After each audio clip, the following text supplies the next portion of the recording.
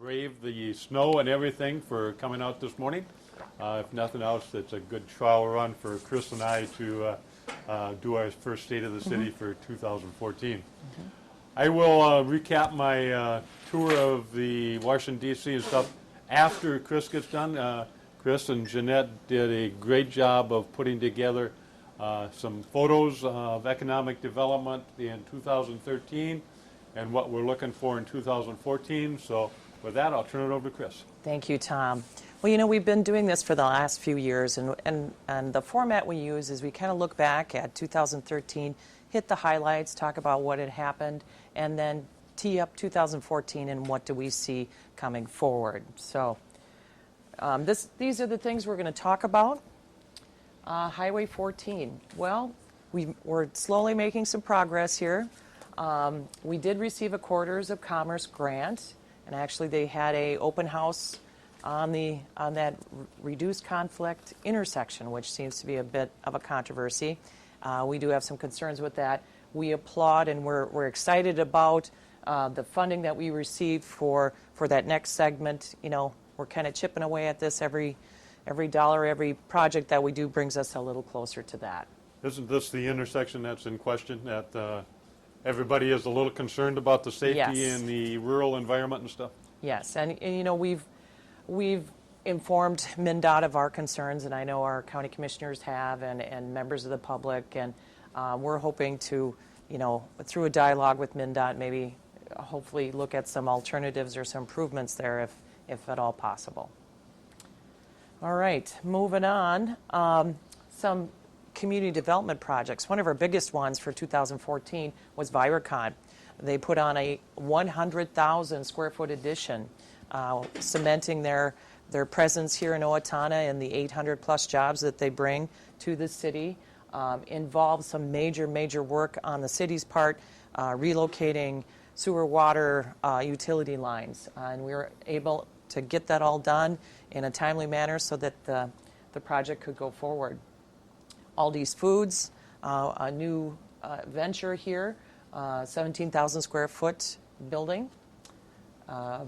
Fairway Foods, as you know, is looking to open on March of 2014. That really helped us out with the hospital, the former hospital, with the demolition and reuse of that space. Walser, their new facility is open in December. They're going to have a grand opening sometime this spring. Tailwind is another project we had in 2013. It also involved realigning an intersection of Barney and South Oak to improve that, so we're pleased with that. Second building is planned for 2014, and their first tenant is Little Caesars. Panda Express, I know a lot of the high school kids were excited to see them in town. Very popular. Also, Owatonna, Ford, and Lincoln did some major renovations. They added a lube shop to their business. And we had some major renovations, remodeling of some retail stores in town, Walmart, Target, Cashwise, all reinvesting in their stores, which is great to see. A couple new restaurants, Agave Azul, Andiamo's, former Big Ten. Berry Blast was another new one, and one of my son's favorites. Owatonna Public Utilities is continuing their work on the repurposing. The new vehicle storage building is up. You may have noticed that. That was before. Here's some interior shot, or here's kind of the site plan. And here are some interior shots. You know, it's very different, obviously, transitioning from a power plant to an office building. But they're working hard on that. They are about, gosh, I think a month or two behind because of the cold weather. I'm sorry. Yeah, before we leave that, one of the things on the utility side of it where the current offices now are will be torn off, and the offices will be moved to what was really the existing power plant. Exactly, yeah. Right. In keeping with the council's directive of investing in infrastructure, in 2013 we did 5 full-depth repairs, 2 overlays, 3 street reconstruction projects, and a major regional storm water pond. And this was also part of the Viracon project as well. But helped out Viracon, helped out our flood mitigation efforts as well. Was there a bond or something that funded that? We did receive infrastructure grant from the state of Minnesota, and then Viracon also partnered with us to construct that.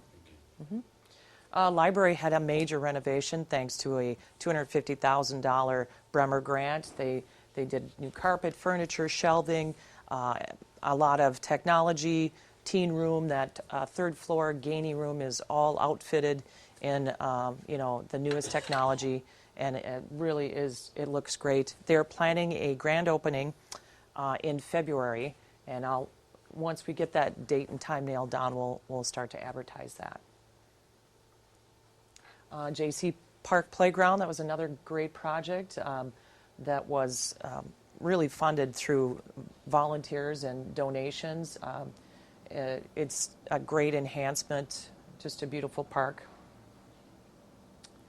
Pickleball course, this is another grassroots kind of funded project. The volunteers came up with the money, and we have pickleball now on Morehouse Park. It's really growing in popularity for us 50-plus people, and also younger people really enjoy pickleball. Flood mitigation, we removed 2 homes in the floodplain, both on Lamont Road, excuse me. We were able to utilize 100% DNR funding for this. We have 3 more purchase agreements on homes also on Lamont Road, and then that stormwater pond that was constructed. That was our progress that we've made. We also installed another grant that we received, 2 backup generators, one at the airport and one at the Public Works shop. Also through a grant we received, we were able to install all new outdoor emergency warning sirens. And you can see the map on the right shows the coverage that we have, which is really, really well done, and we should be feeling very... Voice messages. Right. Thank you, Raymond. That was why they added them. Right. It's 800 megahertz compliant, and there's also the option for some voice messaging to give specific directions during an emergency situation. Like the one at the fair. The one at the fair, yep. Emergency, they get announced to the fair people. Right. Exactly right. Here is your Owatonna Police Department. We hadn't done a photo in a while. Oh, I'm sorry. Were some of those sirens covered by the $400,000 Yes. flood grant? That's Yes. what it was. Yes. It originated with that we got through Congressman Tim Walz. Yep. And That was back in 2008, 9, 10, somewhere in yes, that area? 2008, I think, or 7. And we weren't able to use it in the FEMA, so we did qualify. We were able to transfer that to a different grant area that allowed us to pay for the warning signs or sirens and the backup generators. So we were very, very lucky. Here's your Owatonna Police Department. They've done a lot of things, and we're just going to highlight a few of them here. Started a chaplains program in 2013, and you see all members there. Not pictured is Father Mike Cronin. Started a reserve program. 20 reserve officers donated over 2,500 hours to the community. They're used in a variety of ways, from traffic control, park control, safety camp, just any number of ways, and we're very lucky to have them. And this is also funded all through donations. We have a canine unit, Officer Brady Fox and his dog Cash. They recently went through the St. Paul program. They graduated. He is a narcotics detection dog, also all funded through donations. We made some improvements, some infrastructure improvements for LEC storage. There we've got a secure area for evidence and a protected space for our patrol cars. Police Department also started a new project in 2013, which I am very excited about. It's called Citizens Academy, and it's a program that gives people kind of the inside look, a real in-depth view of the police department and how it works. And here you see the graduates of the first Citizens Academy. Some improvements also at the animal control facility, flooring, cages. As you can see, it's a very nice, clean facility for our dogs and cats. And they also put animals on their Facebook page that are available for adoption. They do a great job with that, so if you're ever in need of a dog or cat, please check it out. 2013 budget went up slightly, 1.83%. As you can see, we invested additional funds in CIP and Economic Development Authority. And here's kind of the breakdown of where we spend the money, and this is historically has not changed a great deal. Police, engineering and streets, and park and rec are our major investments. Looking forward into 2014, here are your elected officials. And up this year, there will be an election. Up this year would be Brent Swemby, Dave Burbank, Nathan Dotson, and Raymond Trolson. And for 2014, we had a zero increase in our levy. We held it flat for a number of reasons. One major one is our LGA was partially restored. We were able to invest that in some CIP items. Also, we finally got some relief from that state sales tax. So that allowed us to maintain that levy at the 2013 level. Here you can see over kind of a history, and I'm sorry that our years don't show up on the bottom. We got to kind of tweak this. You can see the history of the levy increases. I came in end of 2007, and ever since then you can see it's been a definite change, and we've really kept, thanks to the efforts of our department heads and myself and the council's direction, we've really kept our levy increases low or non-existent. Here's a kind of a pie chart that compares 2008 to 2014. I'll just point out a couple of things. Personnel costs in 2008 represented about 72% of our expenditures. That's down now to 68%. We've gone through a lot of restructuring, lean events to try and become more efficient and effective. And if you look at, there is an increase in expenditures, but if you take roughly $350,000, take that over 7 years, it's roughly $50,000 a year. So here again are our expenditures. You see an increase. Mayor and council's increase is basically a transfer. It takes that LGA and puts it towards the CIP projects. And the additional in police and engineering is due to we've begun a new vehicle replacement fund. We're trying to get that up and running. And what that will do is reflect those costs for vehicles and equipment in the respective departments, and that simply is just more transparent where the costs are. It's basically changing, it's a transfer of those costs, but it's reflected in those services that are provided. I have a question about the government buildings. Sure. It looks like you made some significant cuts there too. To what is that due? Energy efficiency, or did you lose some buildings, or what? Well, government buildings, it looks like it's about the same from 2013 to Chris? 14. Can you repeat the question just so we get it on? Oh, yeah. He had a So question. there seems to be a change from 12 to 14 in the government buildings, the number of dollars that were spent. The question is that because we don't have as many buildings, or we did some energy stuff, or what? There's a combination. Obviously, there was some personnel reductions in that. Also, we have been partnering with OPU on energy efficiency projects throughout West Hills and all government buildings. So definitely there is those savings as well.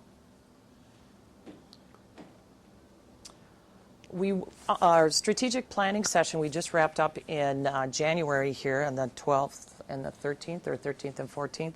I'm still putting the finishing touches on the overall plan, but the 4 top strategic areas for our 3 years coming up here are infrastructure, economic vitality, that means business growth and thriving neighborhoods, that sort of thing, and quality of life, and also an area of interest was residential redevelopment. Now, I will add more to this as we finalize that plan. I'm going to bring it back to the council on February 18th to have them look at it and approve it and see if there's any tweaks to be made. So there'll be more in our communications going forward. Capital improvement, this is a listing. This is in conjunction with our initiatives identified by the City Council that we want to invest in infrastructure and street reconstructions and that. So you see all of those projects planned. Also overlays, these are not assessed, are also planned for 2014. There's a number of improvements planned at Brooktree as well. You may be aware of the DuPont settlement that we received. And so some of the projects we're looking at for 2014 include, of course, replacing the trees in the appropriate areas, doing some additional paved cart paths, and also looking at replacing that clubhouse deck. Another big investment that we're making in 2014 is a new rescue pumper. This will replace a 30-year-old pumper we got back in 1982 and is a welcome addition and for our public safety. Some other major vehicle purchases, we are getting patrol cars marked and unmarked, also replacing our digital in-car video system. These police cars are now really well outfitted with all of the technology that is necessary and needed in today. So these are good investments for us. Also, you'll be happy to know, since it's snowing, we are going to get a new snowplow truck with new wings and a blower to keep our fleet up to date and able to move the snow as we need to. That's additional one too. Yes, I know we had. This will be added to the fleet as an extra. Right, although I think there's some old ones that we're going to retire, so it wouldn't be. I mean, we have some very old trucks that we need to. Moving on, some other major investment we're going to do is Manthe Play Equipment. It's the first year we've been able to do that since I got here, is to invest some money in some play equipment. Now, the current play equipment is about 30 years old and really in need of replacement. So we're excited about that. North Strait River Trail, we've been trying to get some grant money to finish that off and pave those trails down in the North Strait River. We have an application in through the Transportation Alternatives Program, and we're hoping that maybe we'll get some funding there. Some community development projects that we already know that we're going to have for 2014 include vision processing. They're adding about 15,000 square feet. This is production area, so it'll result in 20 new jobs for our community. The vision processing makes the K-cups for those, those Keurig coffee machines? Keurig, thank you. Yeah, so that sort of thing. So we're excited about that. It's an up and growing company, and we're happy to have them. One of the interesting things when they hosted the chamber event out there, they have got technical research that far exceeds our expectations. Mm-hmm. And one of the things they're working on is that long term there's a trip planned to Mars, a one-way trip planned to Mars, mm-hmm. and they are working on some of the nutritions that will be packed along with that trip. Right. They did a demonstration at that, and it's just fascinating, all of the science and technology that goes into a K-cup, how that breaks down, how that, how the water molecules, combine and result in a great cup of coffee. So it's interesting. Moving on, Quick Trip is planned on 26th Street. They are putting a new store. We're going to begin that construction in July. So we're excited about that. So people are going to be able to cross both lanes of traffic at Landmark Drive? Yes. Just a couple quick comments on that. The county and along with the city is going to be doing a traffic study on 26th Street all the way from the hospice house to Lamond Road. And so we'll identify the strong points and the weak points of that 26th Avenue.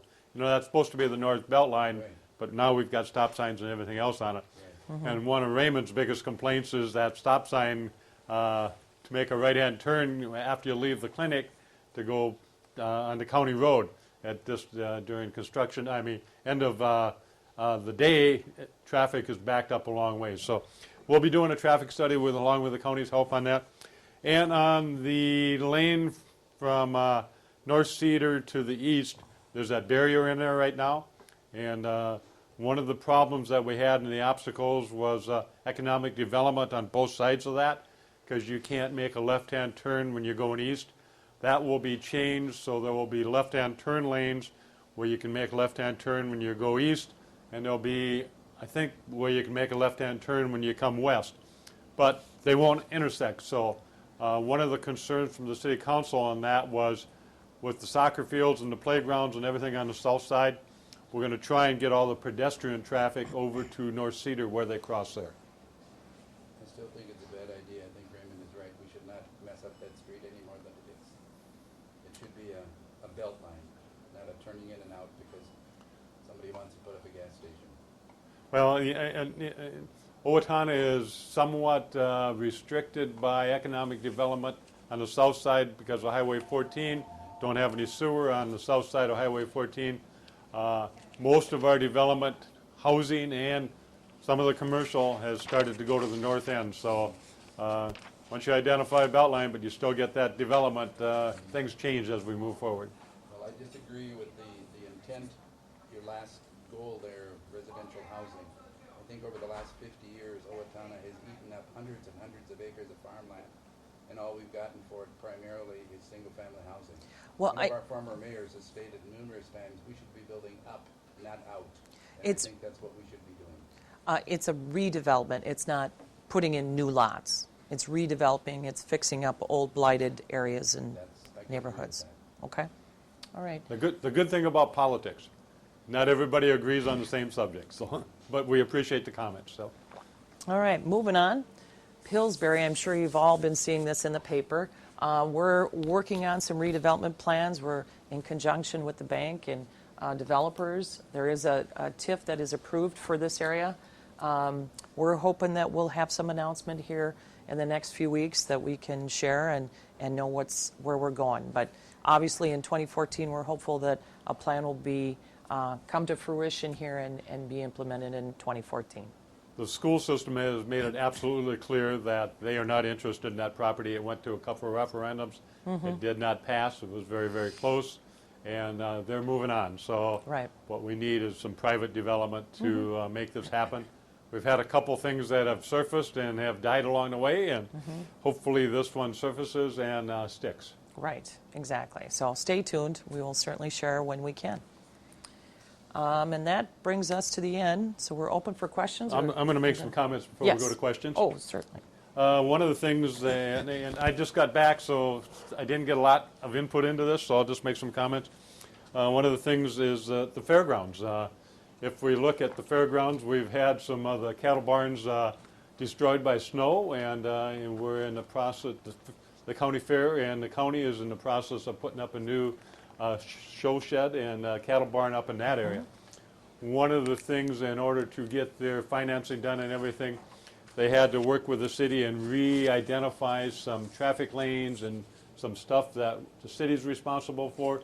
So there's identified 3 or 4 streets that we're responsible for because of the park and rec and everything to help maintain. And at the last council meeting, they just approved street signs going on out to the fairgrounds and addresses. And so you'll see a little bit of that changed going out that direction. Highway 14, my understanding is the county has turned the negotiations of Highway 14 back over to the city from where it starts on the city limits down to Hoffman Drive. Right. I think that we will be working with MnDOT and trying to get the best deal we can for that. One of the comments that you continue to hear is that's a gateway into the city. When we reconstruct that gateway, let's make sure we do it right. Let's get some input from the public. Let's make sure we get some trees along the sides, some beautification for it, and it's done in a correct way so when you're coming in on 014 in the city, we can really have some beautification into that direction. You know, one of the things that you always forget about, but when I was in a couple of the Blandon leadership presentations to the city to try and get some people from Owatonna to go up to Blandon and go through the leadership class, which is going to be this spring. In one of the groups, they went around and asked everybody, what do you find great about Owatonna? And there were some people that lived there 4 months, there's some people that have been there a couple years, and people, longtime residents. You know, and one of the things that everybody had in common is parks and trails. Parks and trails are really, really the backbone of our community. They're very, very needed. When you get somebody that's been here 4 months and they mention parks and trails, it's just such a reward to be able to go out and exercise and have that many miles of parks and trails. So we sometimes forget about that, but it's very, very important to the city. One of the things that I talked about a little bit this morning in my coffee group was, you know, Owatonna 5 years ago had some vacant buildings. We had a vacant hospital, we had Walmart, we had the Quick Trip on the south side of town.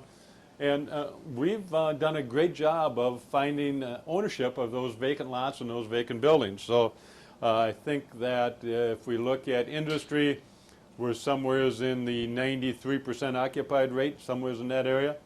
And if we look at our downtown area, that's, I think, plus 90% occupancy rate. Mm-hmm. So it's getting to the point where we have to look into the future.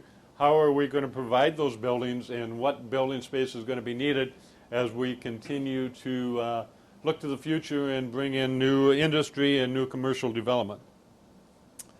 Downtown is an extremely important part of our community, and we've been very fortunate to get some grants, which has helped beautify the storefronts and also provided some apartments upstairs, some living quarters and everything. So we need to make sure that we do a good job of concentrating on our downtown area and downtown economic development. I was talking to my son last night after I got back from D.C., and he says, you know, one of the things that's missed is that we never talk about the partnerships we have with private and public.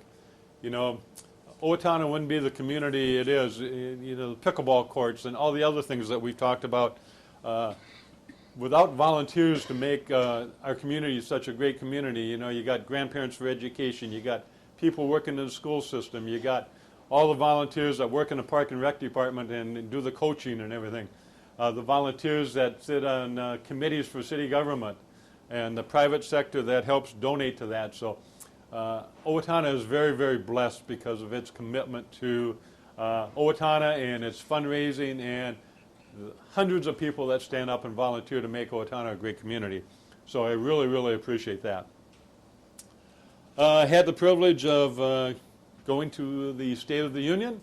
It was an exceptional opportunity. Congressman Waltz gave me a call about 3 weeks ago and asked if I would like to be his guest at the State of the Union, and I almost dropped the phone. I was so surprised, and accepted and went out, and I've got a receipt for my House seat at the House of Representatives, Gallery 4, Row F, Seat 9, so I've got some remembrance of that.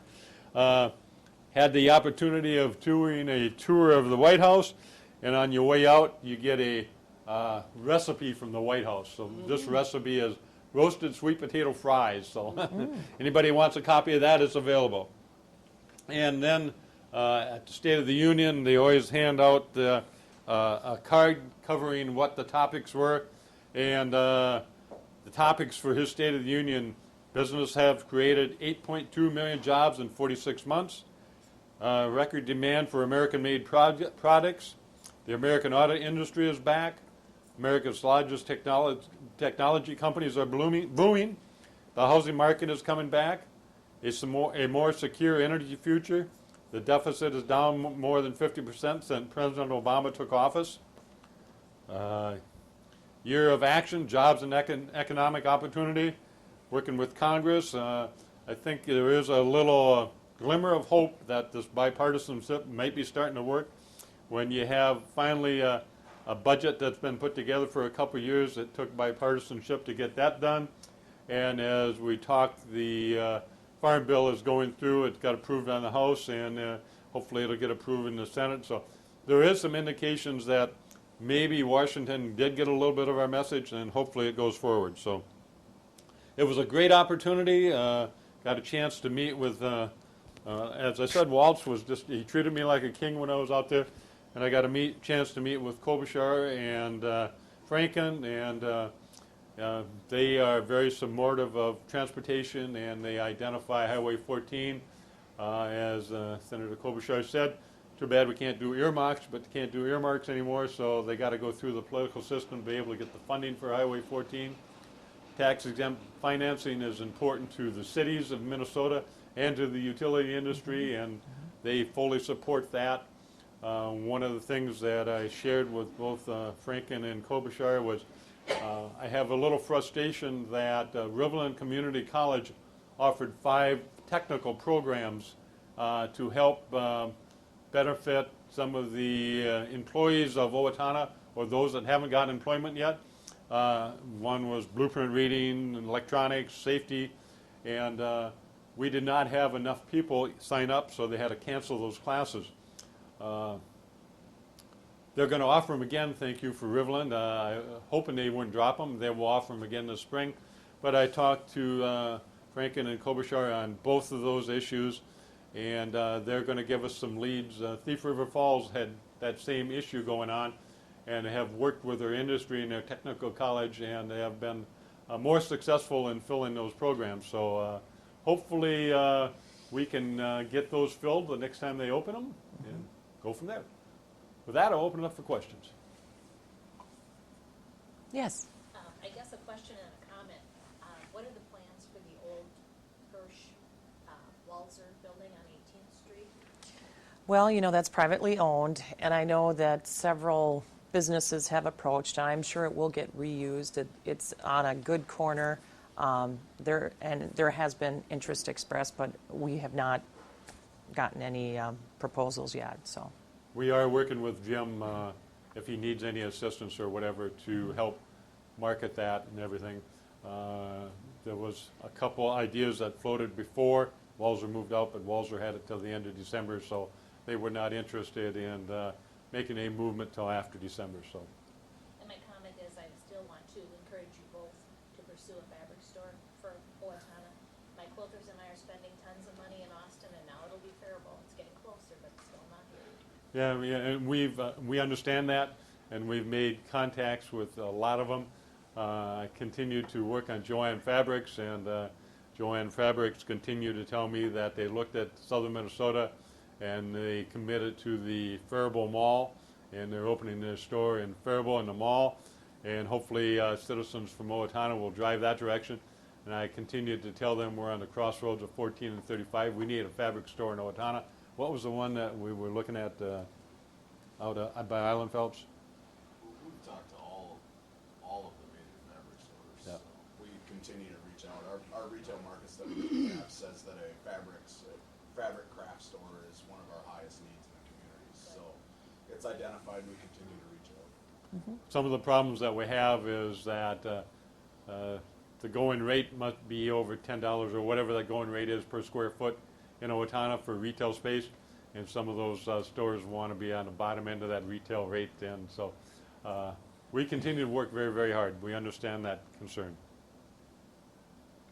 Tom, we might want to suggest, a gateway to Owatonna there, but maybe as we're asking that, maybe we should ask the other gateways coming into town. Is there some suggestions from the south or Bridge Street as people come? Is there just in general maybe we might want to ask everybody, all the entrances we have, they all could take something maybe. Yeah, thanks for mentioning that, Raymond. Raymond mentioned that it's not only the gateway coming in on Old Highway 14, it's the gateways coming in from the south on Bridge Street and everything. And one of the things that we got a group called Partners for Economic Development, and the Owatonna Public Utilities sit on that committee. And one of the things they're going to commit to in 2014 and hopefully going forward is a commitment of $100,000 a year to improve some of the cosmetics as we talk about coming into that area. One of the ones we'll work on in 2014, we need to go to the commission and present a plan, but we hope to get some of the overhead lines put underground in order to beautify some of those things coming in. Thank you, Raymond. Other questions? Yeah. I'm pleased to see that you're working on the North Straight River Trail. I know there's been some movement over the last couple of weeks about the railroad corridor that runs through Medford up to Faribault. How is the city involved in that? You know, I might call on Corky. You probably have the best information. To create a rail authority, it has to go through the county, and we were hoping to combine with Rice County, who had started that process. And just a week or two ago, Rice County contacted Steele County, and they're going separate. It's better to go separate according to some legal areas. And so Dale Ullman from the county is leading that process. And then once that gets down to letters and recommendations, then the city will get involved, as well as the city of Medford and the city of Owatonna will get involved at that point. But yeah, it's on the radar. Park Board has had it on their radar, and with the track deteriorating, people are getting a little bit more antsy, and so a rail authority is in the process, and it's being spearheaded by the county. Has any contact been made with the actual railroad that owns the line? Yes, Dale is in contact with them, and as well as Rice County is, and like I say, they're getting all the legal paperwork started now, so we can get that process going, and they're aware of it as well. And they are planning to abandon or not? At this point, no indication of that at this point. They're also looking, Gary, at abandoning those railroad tracks by the canning company, maybe tearing them out. Right, I know the canning company is They've been concerned talking. about traffic through that area. A couple of years, we've been talking to them about that too. Yeah, I think we'd avoid that with the North Strait River Trail, but we'll have to see how it all shakes out. The main point is I want to be sure that the land doesn't go back Yes. to original owners, Right. which happened too many times in southeast Minnesota. I saw hundreds of miles of track when I was working for the canning company that was abandoned and farmers tilled it up, Yeah. which was really unfortunate. Yeah, you lose an opportunity, for Absolutely. sure. Yeah, I would agree. Maybe make a comment, the State of the Union is being presented and videotaped and can be seen. On the public access channel, I believe it's Channel 8, Charter Channel 8. We're also going to be presenting this to the council. I think February 18th, I think the council meeting, we were going to do that. And we are also going to be on the agenda at the Rotary Board, Rotary And it'll be meeting. uploaded to the internet as well. And it'll be on the internet as well. So you'll have many opportunities to watch. I do have a question regarding the properties that have been demolished for the flood mitigation projects. Has there been any thought given to those vacant properties to maybe make them more nature-friendly towards birds and butterflies and that type of thing, planting different types of plants and flowers that may encourage more nature within the city? You know, we have not had any specific plans, but certainly can take your comments and forward that to our Parks Director and have them look into that, certainly. You know, that's an excellent question, and you look at the little flower garden that was done down by the railroad tracks, by Banky's down there. Oh, yeah. You look at the Owatonna sign that is over by Walmart over here. Those are all done by clubs. Yeah, garden So club. if there is some clubs that want to have a project of taking some of those on, and would love to have that. Yeah, and that speaks what Owatonna is all about, is the partnerships between the public and the private. And if some of those clubs want to have a beautification area, would love to have them do that. Great idea. Yeah. Any other questions? I know the armory really isn't in your bailiwick, but I know the governor has asked for bonding monies to improve the armory. And the legislature announced their bonding goals a couple of days ago. Do you know if the legislature went along with the armory bonding? I have not heard. I don't. Do you know, Tom? No, I haven't. I do not know. No. I'm sorry. No. Do you know? I don't think they have. The Corky? only thing that we've been told is the pickleballers in town use the armory, and they've been put on notice that they will not be able to use that this coming 2014 late fall, winter, when they normally use it in the spring of 2015. And so they've been put on notice, so they're looking for a site for pickleball. And again, if anybody out there has a warehouse or something that they're looking for, they're looking anywhere to put some pickleball courts in for the 2014 winter, 2015 early spring area. So they have, the Armory has put them on notice, so that tells me that it's probably happening. We could get a dome for the racetrack. There you go. All right. You know, and there is a lot of projects being discussed for 2014. The ones that we're able to showcase in our State of the City is the ones that have permission to talk about. There is a lot of things going on behind the scenes that we don't have permission to talk about. Yeah. And hopefully we'll see a bumper year in 14 as we did in 13. Yeah, exactly. Are there any thoughts to investing in solar or wind power to decrease the energy needs of the city? At this stage of the game, I can't give you an answer from the utilities point of view. I know the utilities, the Owatonna Public Utilities is a member of Southern Minnesota Municipal Power Agency, and from the municipal utility side, they are heavily involved in wind generation and some hydro projects and some gasification stuff. But that's in the big picture of the 18 members. So to get it down to the local level, yeah, we're helping pay for that, but as we build any solar and stuff in town, I haven't seen that happen yet. Okay. All right, with that, thank you very much for your kind attention. Appreciate it. Appreciate your being public with all this information. It's great. You bet. Anytime.